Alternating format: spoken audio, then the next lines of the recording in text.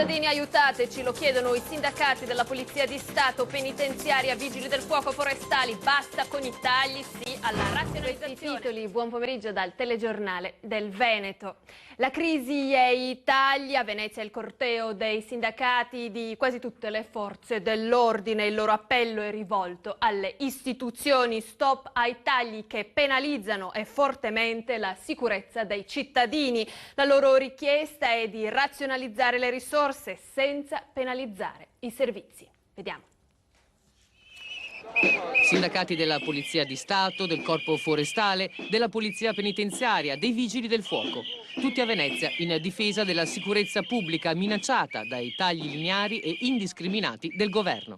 Rappresentiamo l'indignazione di noi cittadini italiani che vestono una divisa, che devono appropriarsi di quello che è il diritto a dare rispetto alla legalità in questo paese. Stanno tagliando in maniera indiscriminata, ci metteranno, anzi non metteranno noi ma il paese in una situazione di grave rischio. Noi siamo qui per dire alla cittadinanza che uno Stato civile non si può permettere una polizia, carabinieri, penitenziari, forestali, vigili del fuoco con un'età media superiore ai 50 anni.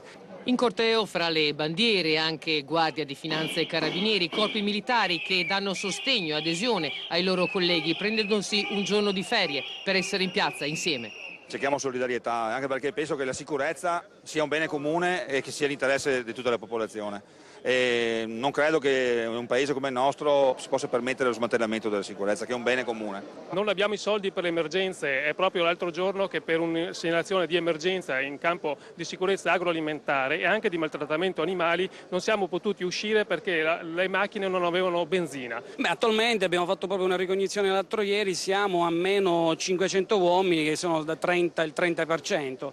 Una giornata di protesta nazionale che a Venezia si è conclusa simbolicamente a Palazzo Balbi, in regione.